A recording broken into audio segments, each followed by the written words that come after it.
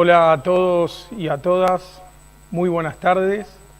Gracias por conectarse y estar acompañándonos en este encuentro que estamos haciendo, el encuentro que se llama Entre Docentes, que estamos llevando a cabo en el marco de las jornadas ESI, como establece la agenda educativa. En el día de ayer en todas las escuelas de la ciudad se propusieron instancias virtuales para trabajar la educación sexual integral.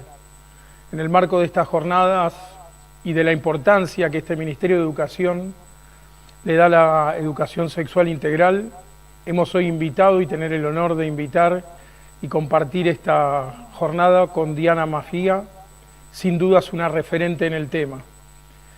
Diana Mafía es directora del Observatorio de Género, docente, investigadora, doctora en filosofía, ha sido diputada y defensora adjunta del pueblo. Es una especialista y referente en temáticas de educación sexual integral. Nos acompañan también en esta jornada Paul Dani, supervisor de educación física de escuelas medias, Graciela Smith, supervisora del distrito escolar número 13 de nivel primario, Marcela Cali, supervisora del distrito escolar número 13 de nivel inicial. Muchas gracias a todos y todas los que nos están acompañando. Le paso la palabra a Paul, que le va a hacer la introducción para poder charlar con Diana en esta jornada. Gracias, Fabián. También obviamente vamos a darle las gracias a todos los compañeros y compañeras que están del otro lado esperando interactuar en este contexto de entornos virtuales y a la distancia, ¿no? Digo yo, antes de darle el paso a Diana, lo complicado que ha sido, por lo menos en la escena que nosotros tenemos de la educación media, estimo que también en las otras áreas pasará lo mismo, poder retomar una actividad intensa como es el sostenimiento pedagógico, también con la ESI en este contexto, digo yo, ¿no? Un contexto donde por un lado la escuela aparece como invitada a ocupar un territorio, rompiendo un poco las paredes, negociando el ingreso a los espacios que habitan los chicos y chicas, con algunas posibilidades concretas de ganar terreno ahí, pero con una complicación a la hora de pensar la existencia concreta de cada chico y chica, sobre todo en los espacios vulnerados, ¿no? Con el tema de la violencia y demás. Digo, este es un tema que a nosotros en el nivel secundario nos interesa indagar muchísimo, habida cuenta que se está intentando trabajar a cada instante que hay intervención, sobre todo en la etapa de construcción de los vínculos, ha sido una oportunidad, pero es cierto que hay mucha incertidumbre, ¿no?, de parte de los actores involucrados con la ESI en las escuelas y demás. Creemos que este escenario de charla nos va a habilitar más preguntas, pero buscando entre esas respuestas colectivas con experiencias que se están desarrollando, con lo que Diana va a compartir con nosotros, seguramente va a alimentar las prácticas que nos esperan en este terreno. Te damos la bienvenida, Diana, y te otorgamos la palabra para que inicies con tu propuesta. Muchas gracias. Bueno, muchas gracias. Quiero hacer algunas reflexiones puntuales.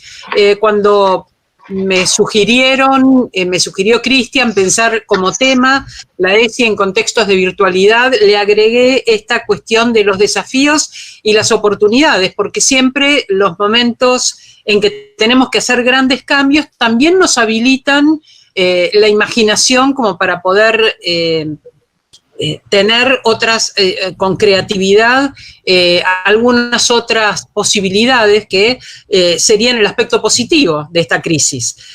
Pero también quiero reservar un lugar para un par de preocupaciones hacia el final que quiero transmitirles. Entonces, pides pensar algunos de los desafíos, pensar algunas de las oportunidades, plantearles mis preocupaciones y dejar un ratito, que es lo que más me interesa en realidad, que podamos tener un intercambio y que podamos comparar algunas de nuestras experiencias también. Una primera cosa que se plantea con el modo de inmersión en lo virtual, porque no fue un proceso ni fue una propuesta externa, era algo que formaba parte, tanto la tecnificación como la virtualidad en la docencia formaba parte de aspectos que se estimulaban, pero como algo progresivo, no como algo que se instala de golpe como una exigencia, como la única manera de desarrollar la tarea. De modo que una primera cuestión es inmediata, es la ruptura entre el espacio de la escuela y el espacio privado, y en general la ruptura entre lo público y lo privado. Por un lado, hay un cambio tremendo y muy abrupto en la vida cotidiana y en los ámbitos sociales, impuestos por la pandemia e impuestos por las reglas que se van desarrollando dentro de la vida pública por las autoridades acerca de lo que podemos o no podemos hacer. Esta manera de establecer reglas está relacionada con una sociedad, con un territorio en el cual ya previamente había una enorme desigualdad. Y lo que hace la pandemia es poner en evidencia esa enorme desigualdad, porque las maneras en que podemos resolver las cuestiones y lo lejos o lo cerca que estemos de los riesgos dependen parte de esas desigualdades, y es algo en lo cual la escuela, por supuesto, siempre está presente en todos los territorios, pero la escuela era ese espacio de recepción donde en cierta manera era el afuera de esas situaciones de precariedad donde se trataba de brindar condiciones de igualdad a estudiantes, a cursantes, y también los y las docentes establecían un papel, establecen en general un papel como docentes separado del resto de roles de su vida, separado de su vida privada también. En este momento hay esta ruptura, hay este cambio abrupto, tanto en la vida cotidiana como en los hábitos sociales. El aislamiento es un cambio a nivel planetario, de manera que pensar en una humanidad que es por naturaleza gregaria y que así lo enseñamos que los seres humanos para sobrevivir necesitamos estar juntos y juntas, cuidarnos mutuamente, responsabilizarnos mutuamente. Una buena parte de la ESI tiene que ver con el desarrollo de esas responsabilidades, registrar a las otras personas, establecer los vínculos saludables, establecer los límites para que esos vínculos no me dañen. Todas esas cuestiones de golpe tienen una abrupta separación, un abrupto distanciamiento. Aparece esta exposición de la desigualdad como un riesgo y aparecen emociones muy fuertes, sobre todo emociones de miedo y de frustración, en un nivel que no es el nivel habitual de estos sentimientos. Es decir, siempre hay emociones, por supuesto, y hay emociones positivas y emociones negativas. Y parte de lo que se enseña es cómo se manejan esas emociones de manera que ni me dañen ni dañen a otras personas. Sentir una emoción es algo inevitable. Reaccionar frente a los hechos con ciertas emociones es inevitable, pero ¿qué acciones se sigan de nuestras emociones? ¿Cómo logremos mantenerlas, contenerlas, etcétera? Individual y colectivamente, esto es parte del aprendizaje, y es parte del aprendizaje de la vida social. Ahora, este sentimiento tan prevaleciente, por un lado de frustración y por otro lado de miedo, genera determinado tipo de conductas, muchas veces autodestructivas, destructivas, negativas, donde es mucho más difícil levantar para producir ese trabajo en común y esas emociones positivas que necesitamos para cooperar. Luego, la pérdida del marco del aula, que me parece un aspecto que quizás es el que más nos desencajó como docentes. El perder el marco del aula, que es el lugar de igualación. Bueno, acá todas las personas que están cursando están en iguales condiciones porque están recibiendo mi atención y estamos todos comprometidos en esta tarea.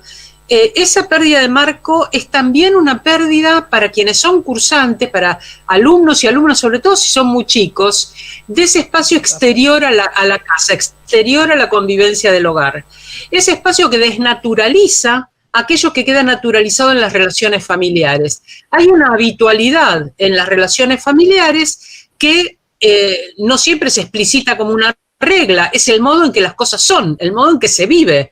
Cuando los chicos empiezan a salir, a verse con otros niños, con otras realidades a su vez en sus familias, pero fundamentalmente con la explicitación de algunas reglas de convivencia, esta relación entre la familia y la escuela tiene un aspecto virtuoso y es muchas veces en la escuela donde aparece el refugio de determinadas situaciones que los dañan a nivel familiar. Estoy pensando en situaciones de violencia, en situaciones de abuso. En este momento, no es el niño, la niña, las niñas quienes van a la escuela, sino la escuela la que se mete en la casa.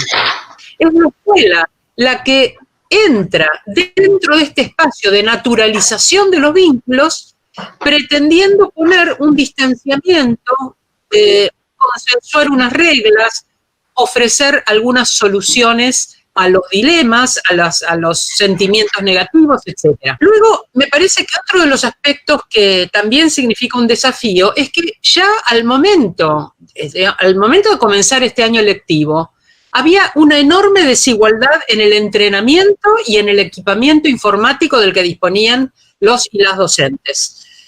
Docentes y estudiantes, porque, como bien dijo Paul en la apertura, también los estudiantes y las estudiantes participan con lo que pueden, con un teléfono, con una computadora que tienen un ratito, compartida. Entonces, esas diferencias, y quienes son docentes están trabajando con sus propios recursos, no con recursos que hay en la institución escolar, con sus propios recursos. Esa desigualdad, tanto en el entrenamiento como en el espacio, como en el equipamiento informático, es un desafío grande para docentes y para estudiantes. Otro aspecto que me parece también un desafío es el modo en que hay que redefinir la transversalidad. Siempre decimos, bueno, la educación sexual integral, por un lado, es un espacio curricular específico, pero también como un espacio de transversalidad. Hay que redefinir la transversalidad cuando no estamos en la escuela, cruzándonos en pasillos, viéndonos en la sala de profesores, dialogando entre docentes de distintas materias, diciendo, ahora van a ver con el profesor tal o con la profesora tal, sino que tenemos que repensar de qué manera establecemos vínculos docentes, como los que están haciendo ustedes ahora, pero también dentro de cada unidad escolar, para ver cómo plantear la transversalidad dentro de la ESI y cómo interactuar con otros y otras docentes. La interacción también va a tener que ser virtual, de modo que esto también afecta los modos en los que nuestra rutina nos indicaba cómo trabajar la transversalidad. Otro aspecto que me parece un desafío es la enorme exposición del ámbito doméstico que tenemos las personas que damos clase, la tienen también los estudiantes. Pero quienes damos clase, que en la escuela tenemos generalmente un guardapolvo que nos preserva del tipo de ropa que usamos o el modo, o incluso la corporalidad. Y no estamos con los objetos que hemos elegido, en un espacio que puede ser invadido por una mascota, por un niño que pasa corriendo, por alguien que se ha cruzado y que entonces hay una persona con la que está conviviendo. Esta exposición del ámbito doméstico, del ámbito privado, y la dificultad para abstraer entonces del rol del docente y de los estudiantes, abstraerse de otras demandas. Si estoy en mi casa, escucho si suena el timbre, si suena el teléfono, si me gritan que tienen hambre, bueno, lo que fuere que ocurra en ese ámbito doméstico, sustraerme de eso es muy difícil. Y para los estudiantes y las estudiantes también, están en un ámbito compartiendo con otras personas que están haciendo otra cosa y que tienen todo el derecho a hacer otras cosas. Es decir, estamos disputando la privacidad en un ámbito donde prácticamente no tenemos privacidad.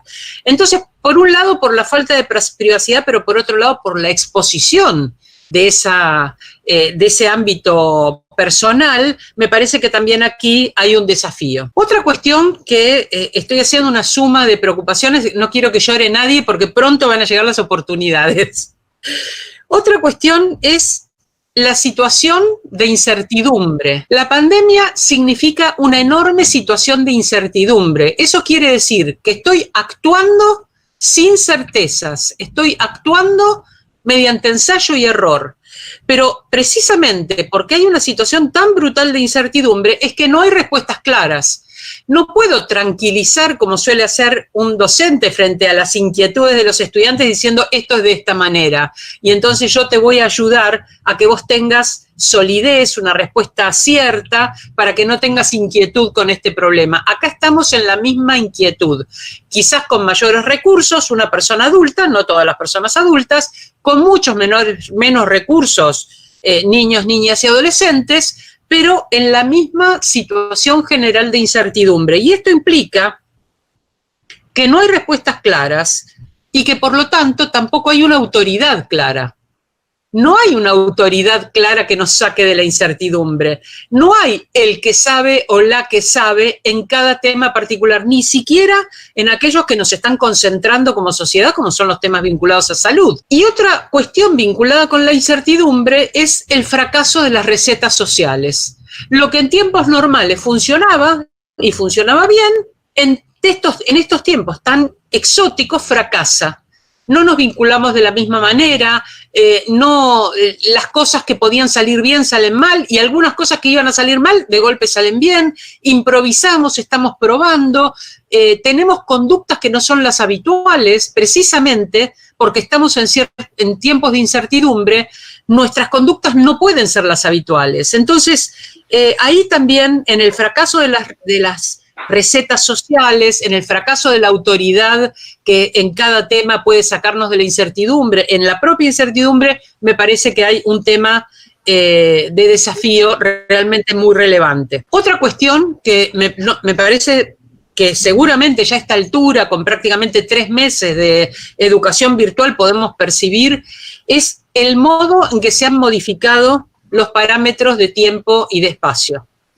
Pero esos parámetros temporales que implicaban una rutina, que implicaban una expectativa, unos movimientos previsibles de unos sujetos a otros sujetos,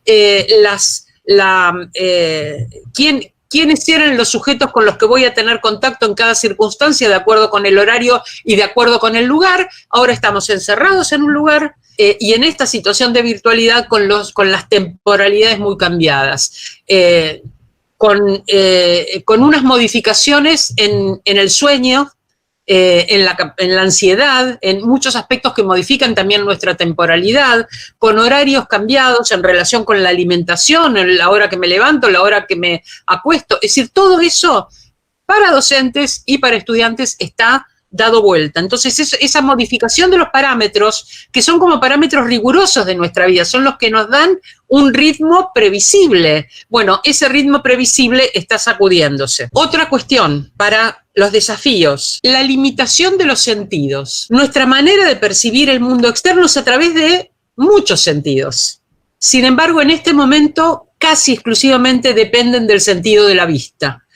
El sentido de la vista ha sido históricamente y filosóficamente un sentido privilegiado, es decir, se supone que lo que nos da certeza es lo que vemos, ver para creer, ¿no? Lo que nos da certeza es lo que vemos. Y el sentido de la vista es lo que tenemos precisamente preservado en esta virtualidad. Pero ahí, justamente ahí, es donde nos damos cuenta que no nos alcanza, donde nos damos cuenta que en ciertas situaciones lo que hace falta es un abrazo, que lo que hace falta es tocar un objeto, intercambiar ciertas cosas, porque hay algo en la vida común que tiene que ver con otros sentidos que no se está poniendo en juego y entonces queda reducido prácticamente a la cuestión de la visión. Y sobre todo el extrañamiento del contacto físico en el doble sentido, porque se ha vuelto extraño y porque lo extrañamos. Ese extrañamiento también es una pérdida a la que tenemos que prestarle atención. Mucho de la comunicación que podíamos expresar físicamente, ahora la tenemos que expresar verbalmente.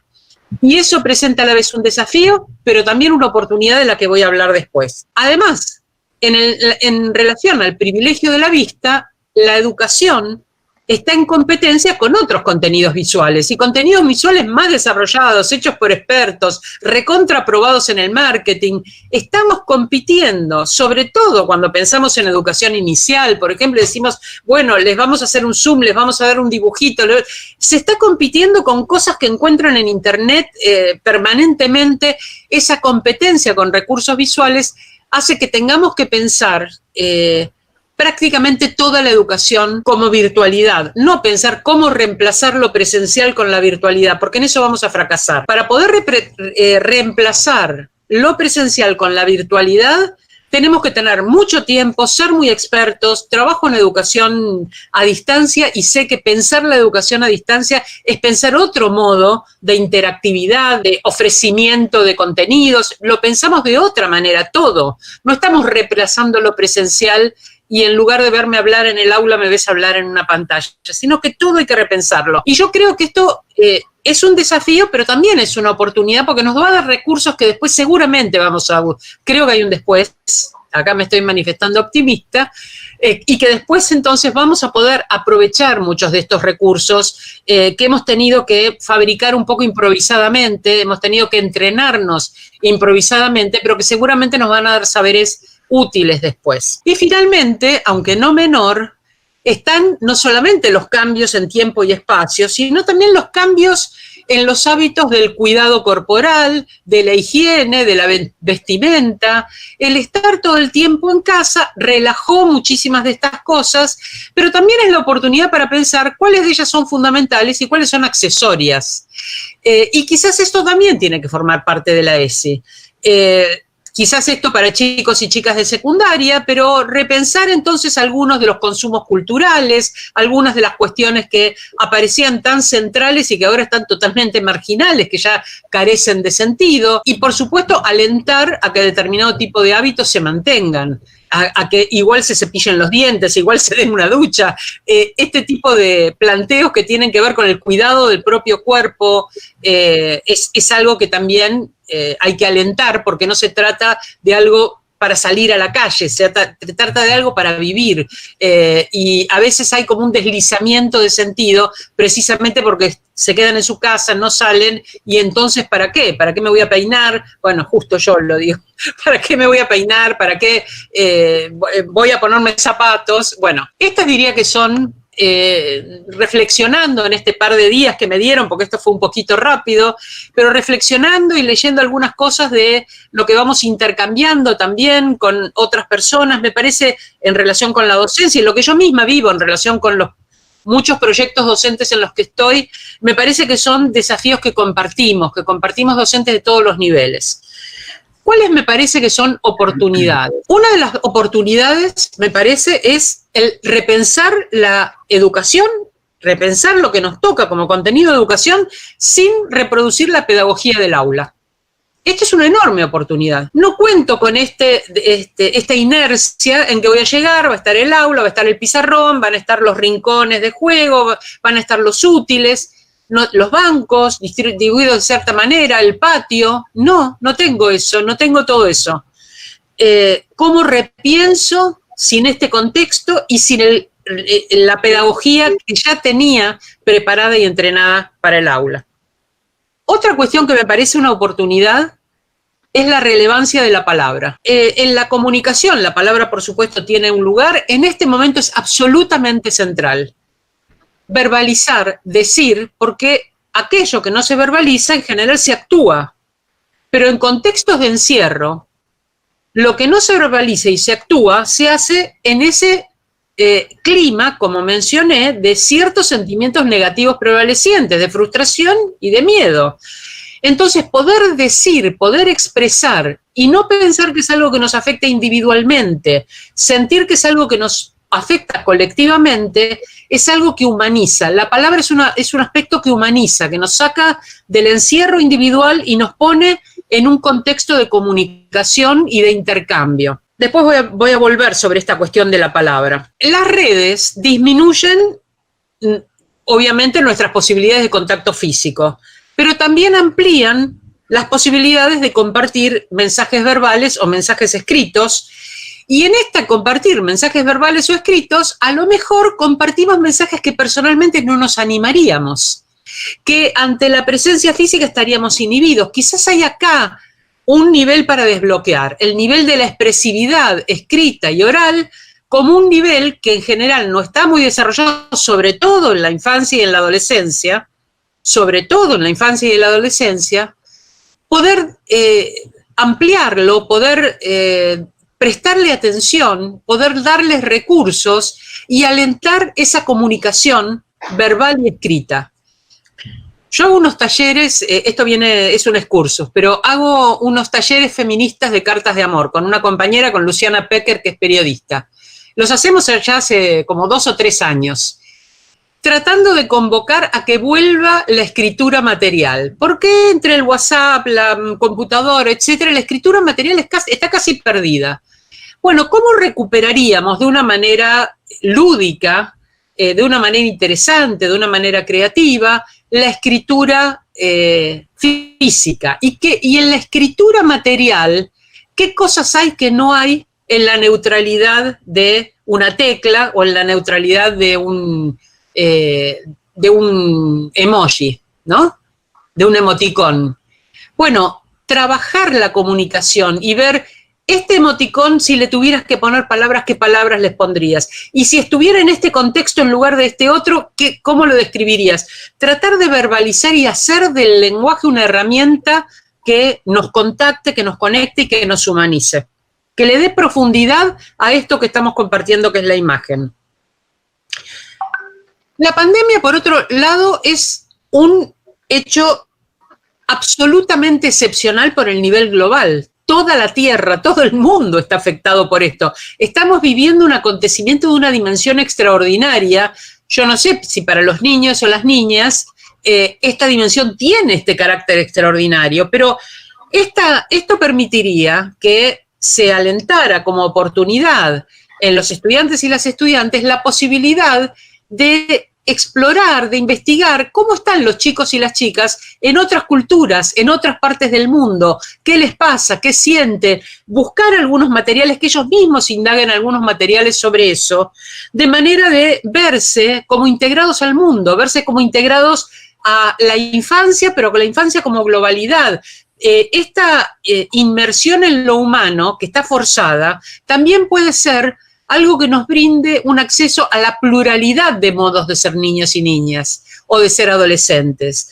A pesar de un mercado que es muy disciplinador, el mercado de la música, el mercado de la imagen, del cine, todo lo que está destinado a los consumos infantiles, que es muy adocenador y muy disciplinador, podemos invitar a que se exploren otras realidades, otras culturas, otros materiales, e incluso que se hagan intercambios con otras escuelas. Eso depende de cada centro, de cada escuela y de cómo se manejen, pero la posibilidad de hacer vínculos, de establecer relaciones, de mandarse y recibir mensajes, eso abriría la posibilidad de verse como niños y niñas, no en un contexto tan inmediato, tan singular, tan cerrado, sino en un contexto más amplio, donde están compartiendo experiencia desde culturas muy diversas, y al estar en culturas muy diversas, también ver que hay muchas maneras de gestionar las experiencias. Las experiencias no son obligatoriamente de cierta manera. Podemos aplicarle con estos conocimientos más diversos, esta ampliación de la imaginación, pensar cambios dentro de esa realidad ante lo que inmediatamente nos resulte penoso, doloroso, amenazante, etcétera. Pensarse fuera de la individualidad, pensarse dentro, como parte de las diferencias culturales, no como el único modo de ser que existe, sino como un modo de ser entre muchos otros modos de ser flexible en cuanto a la cultura, explorar qué hacen otros niños, niñas y adolescentes de otros países en este momento para llevar adelante este cierre sobre los contextos familiares. También como oportunidad me parece que la globalidad permitiría analizar el lugar de lo femenino y lo masculino. Si estamos pensando en roles, estamos pensando en estereotipos, estamos pensando en lugares típicos para mujeres y varones como parte de la ESI, la globalidad también nos va a permitir ver qué diferencias hay y qué cosas persisten a pesar de las diferencias culturales. Por ejemplo, pensar las maneras de realizar los trabajos, pensar las tareas de cuidado, de qué manera se desarrollan y quién desarrolla las tareas de cuidado, y también pensar dentro de lo masculino y lo femenino en líderes y lideresas internacionales y qué manejo han tenido, esto para chicos más grandes, por supuesto, cómo han manejado la pandemia.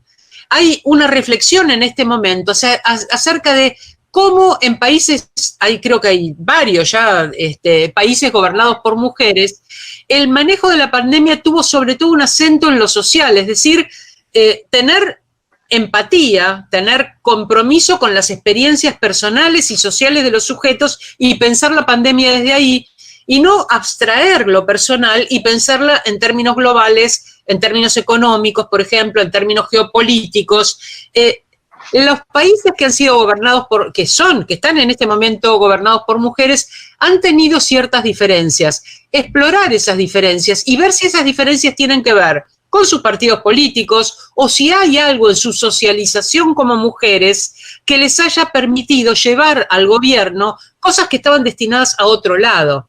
Por ejemplo, a las mujeres se nos entrena en comprender rápidamente, interpretar rápidamente las necesidades ajenas, porque se supone que nuestra función va a estar destinada a la maternidad, y entonces tenemos que comprender inmediatamente las necesidades de alguien que no se puede expresar, como es un bebé que no habla.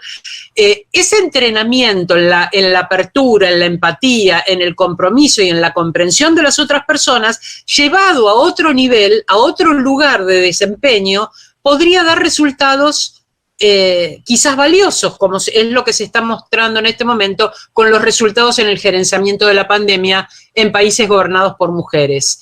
Ahora, la vuelta de tuerca es, si es verdad que en los países gobernados por mujeres, por esa socialización, han podido ver en la crisis social urgencias y centralidades que otros dirigentes, incluso dirigentes muy importantes, han perdido, quizás las personas todas deberíamos socializarnos siendo sensibles a las necesidades de otras personas, teniendo empatía, teniendo compromisos de cuidado. A lo mejor estos no son necesariamente rasgos femeninos. A lo mejor un varón no deja de ser masculino por estar más atento a las necesidades de otra persona, por cuidar, por comprometerse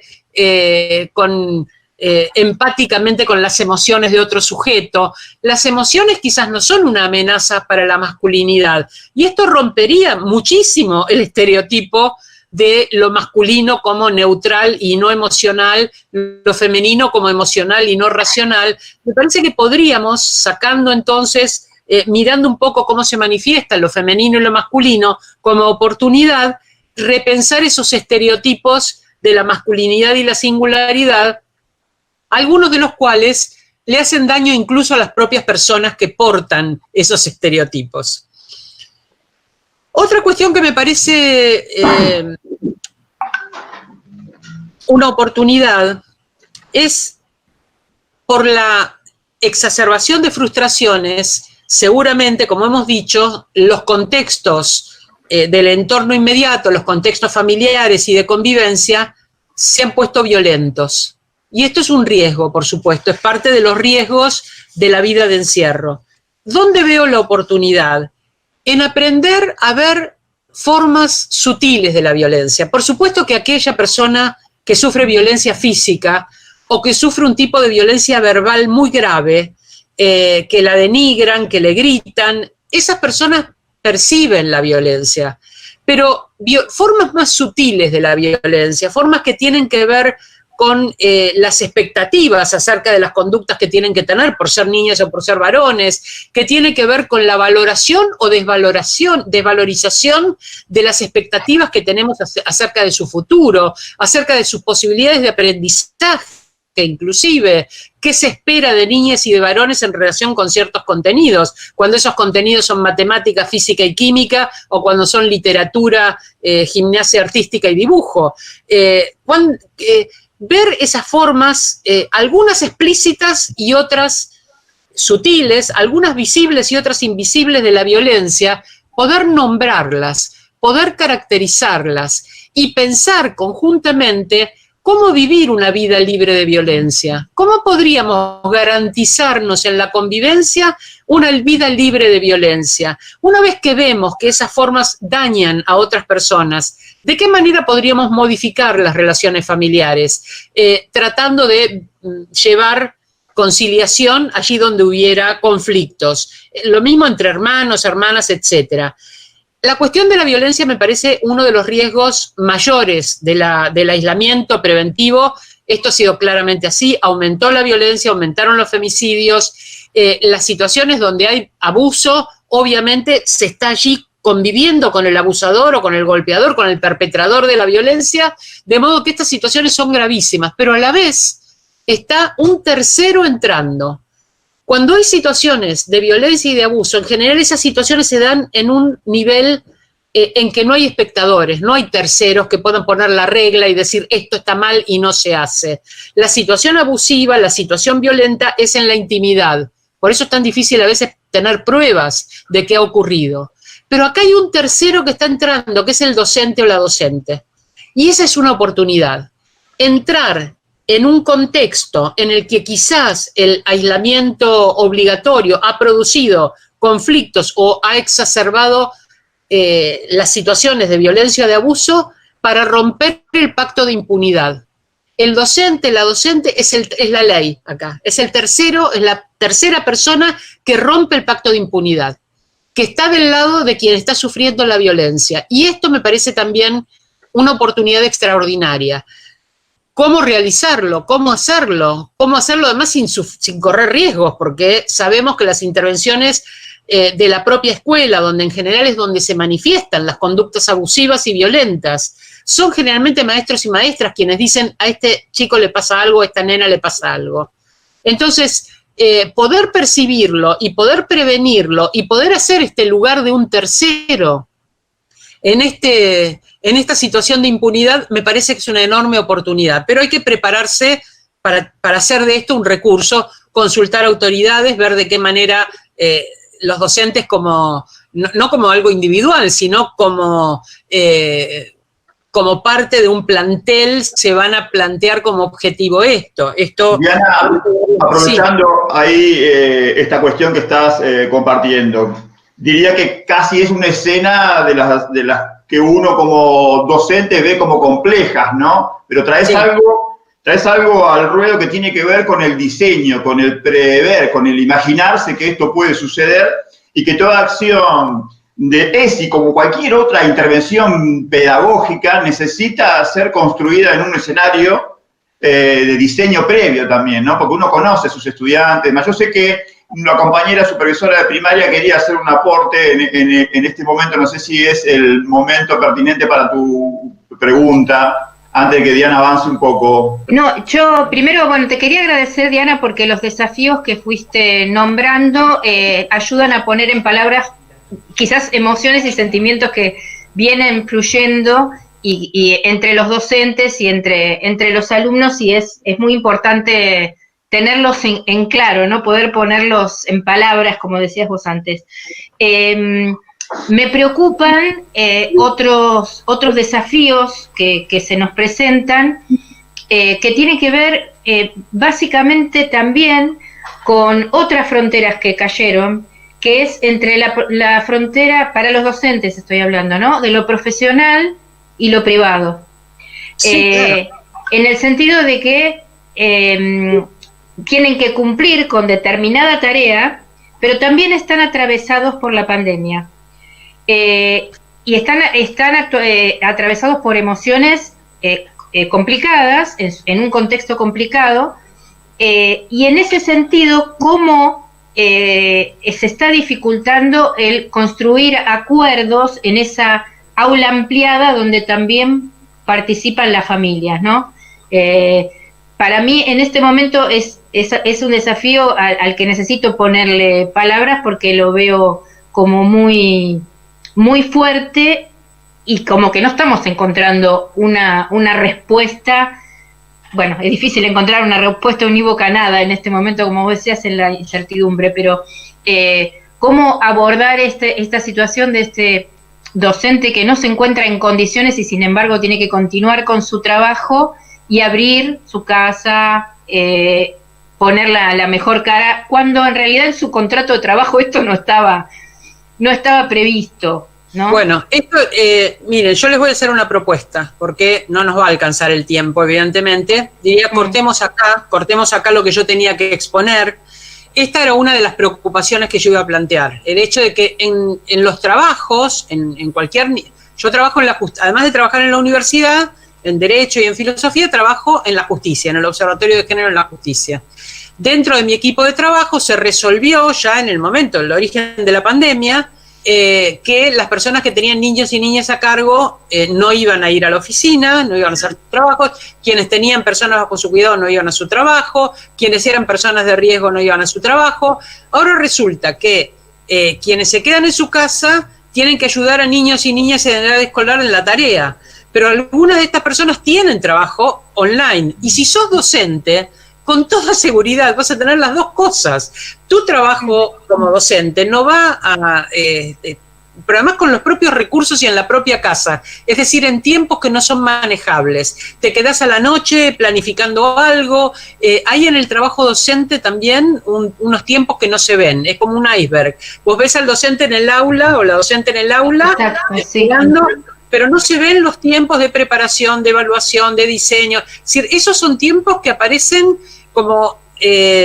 bueno, a veces incluso en quienes gobiernan, cuando dicen trabajan un cuatrimestre solo, trabajan un turno solo, como si fuera gente que solamente cumple con el momento que está frente al aula, ¿no? Hay una poca visibilidad del trabajo docente. Efectivamente, parte del problema es los modos en los que esto se está haciendo, porque está comprometiendo muchos más recursos, pero esto le pasa a un personal de salud, le está pasando a las personas que...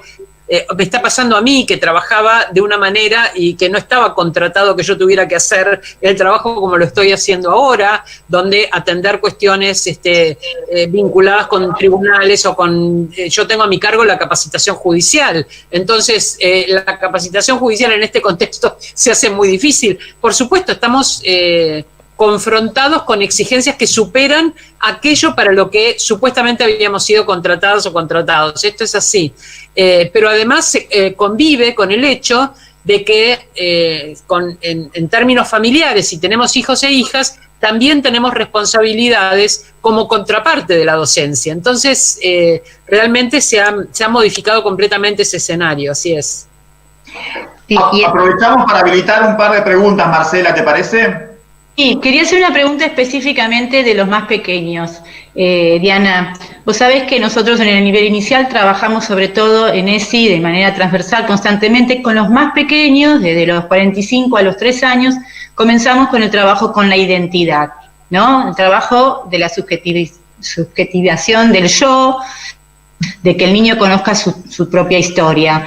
En este plano de la virtualidad, donde estamos mediados por familias y además por una pantalla, ¿cómo podemos los docentes tener, cómo pensamos trabajarla y cómo nos pensamos con las familias trabajarlas en la diversidad y en la pluralidad de culturas que nos atraviesan? Bueno, es algo nodal que se trabaja en nuestros primeros años. Sí, que en realidad debería seguir trabajándose, porque el tema de la identidad es una construcción, y es una construcción por un lado personal y por otro lado social. Es una construcción que se hace a partir de las reacciones frente a ciertas normas y ciertos imperativos.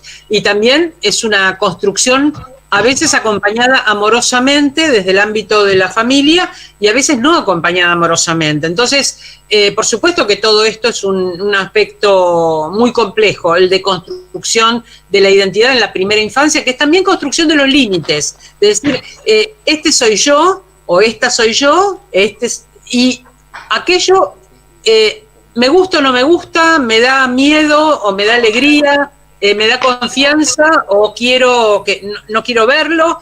Todo, poder expresar esa distancia también de lo que soy y con lo que no soy también es un aprendizaje, ¿no? Para el abuso, etcétera.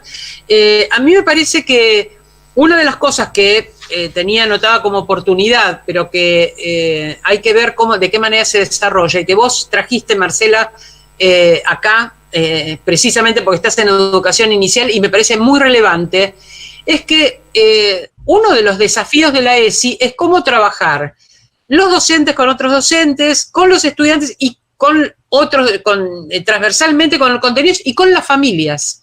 La cuestión de la ESI con las familias en todos los niveles de educación es un desafío, pero en el caso de educación inicial no lo podés evitar, ese desafío. En otros casos podés a lo mejor tratar de saltarlo, pero en inicial no podés. Ahora, en esta niño y familia. Claro, en esta situación de pandemia no la podés evitar a la familia en ninguno de los niveles, están ahí conviviendo, son la contraparte. Entonces, es la oportunidad para que esos desarrollos, hay en el Ministerio de Educación, hicieron unos cuadernillos ahora de ESI para trabajar con familias, esos materiales y esa experimentación de trabajar con las familias y el diálogo entre la familia y la escuela, en familia y ESI, es la oportunidad para hacerlo. Ahora, ¿cuándo hacerlo? ¿Cómo hacerlo? No puede quedar librado a la iniciativa individual. Eso es lo que no puede ocurrir, porque no tenemos recursos, y mucho menos en esta situación que es un poco desesperante, porque no es solamente el trabajo lo que nos está convocando a inventar herramientas, la vida nos está convocando a inventar herramientas. Entonces, tenemos que hacerlo colectivamente, tiene que estar el ministerio detrás respaldando, etcétera. Yo creo que la cuestión de trabajo con la familia es una cosa que prácticamente está servida como escenario, porque cuando los chicos o chicas son chiquitos, alguien de la familia está sentado al lado, manejando la laptop o manejando el celular. Entonces, invitar a diálogos, invitar a que se haga una pregunta y que sea la familia la que responda, invitar a que la familia sea dibujada en situaciones, una situación con mi familia que me gusta, una situación con mi familia que no me gusta, una situación con mi familia que extraño y que ahora no puedo realizar. Las emociones vinculadas con lo familiar en la propuesta de algún tipo de actividad. Hay una cosa que no quiero dejar de decir porque me parece que es sumamente central, y es el trabajo con las emociones. Como está la actividad física, lamento quienes son docentes de educación física porque esto es tremendo, pero está reducida la actividad física. Es el momento, al no tener una actividad externa, es un momento útil para dedicarse a la reflexión, para dedicar tiempo a la reflexión, pero no hay hábito reflexivo en los niños y en las niñas. Hay una vida que empuja hacia adelante, sobre todo una vida de consumo, hay una vida de consumos culturales, de consumos visuales, ¿no? de resoluciones educativas. A mí me parece que hay que hacer un enorme trabajo para nombrar las emociones, para diferenciarlas, para identificar las circunstancias y las personas que nos producen ciertas emociones, las circunstancias y las personas en las que podemos compartir esas emociones, que a veces ni siquiera comparten los chicos entre sí, o las chicas entre sí, o los estudiantes. Entonces, ahí me parece que hay un trabajo que tiene que ver con repensar la intimidad. ¿Cómo hago en una situación donde no tengo posibilidades de poner un límite físico para preservar la intimidad? ¿Qué es lo que afecta mi intimidad y qué es lo que preserva mi intimidad? ¿En qué lugares siento que puedo estar, que mi intimidad puede estar preservada? Cuando me estoy dando una ducha, a lo mejor es el único momento del día. ¿Tengo un cuarto donde yo pueda preservar mi intimidad y que la respeten? ¿Hay alguna actividad que mientras la estoy realizando no me invadan y respeten esa actividad? El trabajo sobre la intimidad, el trabajo sobre las emociones, la reflexión sobre el cuidado, sobre cómo, cuáles son las acciones de cuidado que necesitamos, que son más imprescindibles, cómo queremos ser cuidados o cuidadas, cómo nos cuidamos mutuamente, cómo podemos cuidar. Bien, invitamos a Graciela, que es supervisora de primaria, que estuvo sintetizando algunas preguntas de primaria. Sí, básicamente nosotros en este momento estamos trabajando en algunas áreas, en las áreas curriculares, digamos, estamos trabajando con contenidos priorizados. Están llegando preguntas de algunas docentes sobre cuáles serían los contenidos a priorizar en ESI en esta virtualidad en tu opinión. Insisto en la cuestión de la emocionalidad y del lenguaje, vinculados. No hay prácticamente registro de los cambios emocionales en los chicos y en las chicas y en los adolescentes. Esto lo vengo observando hace tiempo.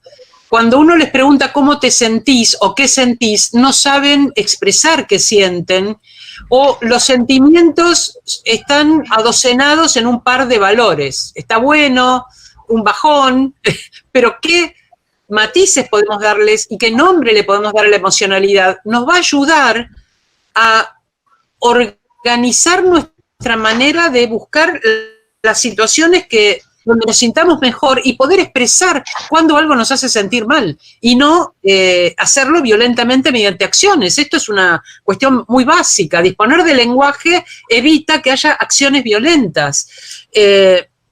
Entonces me parece que la cuestión del lenguaje de las emociones y cómo trabajar eso, cómo hacerlo más rico, más plural, más sensible, es un trabajo importantísimo. Otra cuestión es esta que mencioné de la intimidad. ¿En qué consiste la intimidad? Cuando está nuestra propia intimidad afectada. Yo estoy en mi casa y ustedes están viendo lo que tengo atrás, los veo ustedes y veo lo que tienen detrás. O sea, nuestras intimidades están afectadas porque no podemos evitar percibir mucho más que lo que tendríamos que percibir en esta circunstancia que es estar teniendo un intercambio docente. Si estuviéramos en el lugar neutral de la escuela o en una sala de profesores, no ocurriría esta exhibición, esta exposición, ¿no? Esta fragilidad de los límites. Entonces hay que reflexionar sobre los límites físicos y los límites personales, porque se han hecho porosos esos límites. ¿Y cómo expresamos hasta dónde se puede llegar y cuándo ya no se puede llegar? ¿De qué manera podemos expresar ese límite? ¿Cómo lo podemos interpretar con otros sujetos? ¿Cuándo es invasiva nuestra conducta con otro sujeto o nuestras observaciones con otro sujeto? La cuestión de los límites me parece que es un contenido muy importante de la ESI, aprender cuando hemos llegado a tocar el límite en que otro sujeto no quiere seguir teniendo contacto, no quiere seguir teniendo un vínculo, y aprender a reconocer en nosotros o nosotras o nosotres esas circunstancias. Y la cuestión de la violencia me parece central, absolutamente central, porque se agudizó en este contexto de encierro. La cuestión del límite que tiene que ver con la diversión es salir con mis amigos, estar afuera. ¿Cuál es el afuera en este contexto de encierro? Hay un afuera, que puede ser la imaginación, la lectura, el contacto a través de las redes. Siempre hay una manera de escapar subjetivamente a los condicionamientos, aún a los condicionamientos más violentos de una situación. Pero eso tiene que ser, esa libertad tiene que ser una cosa que en algún momento se nos revele. Y en la infancia se nos revele con B corta, ¿no? Se nos haga patente.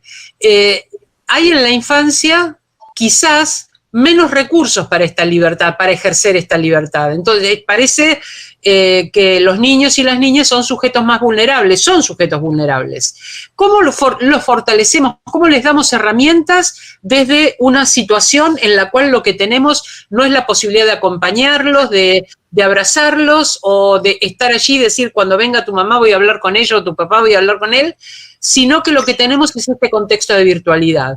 Bueno, insisto en esto. Entrar en un lugar donde convive la familia es una dificultad, pero también es una fortaleza. Estamos entrando como la palabra de autoridad, y esa autoridad la podemos poner al servicio de reforzar, de fortalecer los derechos de quienes son más débiles en esa situación. Tiene que estar en el centro, no puedo decir de qué manera desarrollarlo, porque habría que ver en cada nivel, con cada materia, con cada docente, con su vocación, en cada comunidad en la que el docente o la docente trabaja, porque todas estas cosas son terriblemente cambiantes. Lo que sí es central es que estamos en momentos en que el aislamiento agudizó las múltiples formas de violencia, psicológicas, verbales, económicas. No siempre los responsables son quienes están adentro de la familia. Hay también violencias que impactan en la familia, pero no están producidas desde adentro. Bueno, estas cosas me parece que la cuestión esta de la violencia está hoy muy en el centro. Marcela, después, por supuesto, sí, perdón, estaba pensando. Estamos a 5 minutitos ya de cierre. Bueno, si podemos habilitar Sí, quisiera hacerte una última pregunta. En estas nuevas convivencias que hay entre la escuela y las familias, entre los chicos y las chicas y los docentes, me parece que es una muy buena oportunidad para que los chicos puedan expresarse, ¿no? Como vos decís, que sería lo ideal, que puedan expresar qué extrañan, qué sienten, qué piensan. Pero también, ¿cómo pensamos que esta nueva posibilidad nos abre una nueva mirada sobre qué hacemos con esto para que esto sea beneficioso para nosotros? los docentes, ¿cuáles serían las señales que se debe tomar estrictamente cuando uno ve a los chicos y a las chicas para poner el ojo y ver en qué situación está cada uno y prestar una atención diferente, ¿no? Porque como vos decís, el mundo de lo público y lo privado se desdibuja y las señales que nos permiten ver algo que nos diferencie entre lo que es previsible y lo que no sería tan previsible en una pantalla, que nos sirva de elementos para poder ver qué pasa con estos chicos y estas chicas, que muchas veces sí, les cuesta la expresión con la palabra, ¿no? Los indicadores en general en la escuela tienen que ver con la conducta de los chicos en relación con otros chicos y chicas. Entonces, claro, acá nos falta ese contexto, nos falta el contexto de la conducta habitual en la escuela, de lo que observamos, no en una carita, en una pantalla, sino el modo en que se mueve, el modo, algo que le duele, algo que le está contando a un compañerito, bueno, o que está llorando, bueno, esas percepciones en este contexto no las podemos tener, pero... o sea que llegar a la singularidad, que es lo que vos me estás preguntando, es más difícil. Pero claro, es más podríamos difícil. hacer otra cosa. Supone que estoy pensando improvisadamente, porque yo no me dedico a educación inicial, pero si vos pensás una palabra y que les despierte la imaginación de algo, su juguete preferido y qué les da temor con su juguete preferido. Iniciar un cuento y cómo terminaría ese cuento. Hay un personaje malo en el cuento. ¿Qué hace ese personaje malo en el cuento? ¿Quién defiende al personaje malo al protagonista o la protagonista de ese personaje malo? ¿Quién lo defiende y cómo lo defiende? Yo creo que se pueden ir desarrollando imágenes, discursos, narrativas. ¿Cómo buscar la narrativa? Si estás en inicial no va a poder ser la descripción prolija de un caso. No lo conseguimos en un chico de 5º año, menos vamos a conseguirlo en alguien de 3, 4 años. Pero sí hay una narrativa que podés ir hilvanando con otros recursos, con dibujos, con cuentos, con imágenes, con reacciones frente a algo que les proponés, con juguetes. Sugiero ese tipo de recuperación de la narrativa, ¿no? No, repetirte lo que te decíamos al principio y cuando charlamos un poquito fuera del vivo, que la verdad que es un placer poder pensar con vos. Nosotres como educadores de distintos niveles tenemos obviamente que después repensar todo esto hacia nuestros chicos en particular y a sus edades, pero me parece que nos ayuda mucho escucharte y la verdad es que nos quedamos con los desafíos, nos quedamos con las oportunidades que cuesta a veces buscarlo porque uno se queda pensando en los desafíos y cómo afrontarlos y quizás las oportunidades quedan más ocultas. Pero bueno, muchas gracias por todo, muchas gracias a todos los que estuvieron mandando preguntas y mensajes. La verdad que no tuvimos tiempo de leerlos a todos, pero muchas veces las preguntas que iban llegando las ibas contestando vos en tu alocución, así que bueno, está todo bien y quedamos para una próxima oportunidad, seguramente te vamos a comprometer para otras charlas. Bueno, les agradezco mucho la oportunidad y quiero dejarles una de las preocupaciones que tenía anotadas. Lo que veo como desafío es que lentamente con el discurso público estamos construyendo una figura de la otra persona como un peligro, como un riesgo. La otra persona a la que hay que mantener distante porque es peligrosa, es reducida a ser la portadora de un virus. Es muy importante que podamos recuperar los vínculos y no reducir a las personas a portadoras de un virus, porque esto nos puede dar una sociedad mucho peor que la que había antes de la pandemia, que ya era preocupante. Así que espero que nos encontremos en otra oportunidad y muchas gracias por este diálogo. Muchas gracias. Muchas gracias. Muchas gracias a todos. Muchas gracias. Muchísimas gracias, Paul, Marcela, la verdad que y Graciela, y es un honor, Diana, tenerte acá con nosotros y que podamos escucharte, y les propongo tener algún otro encuentro también con todos los equipos supervisores, los directivos, así que se aprende mucho y te comprometemos también a tener un próximo encuentro. ¿Cómo no? Sí, sí, sería un placer. Hay más preguntas todavía. Muchas gracias. Bueno, muchísimas gracias a todos también los que se conectaron. Y el jueves que viene vamos a tener otro encuentro para que cada uno pueda sumarse y participar. Muchas gracias a todos y a todas. Hasta luego. Hasta pronto. Hasta pronto.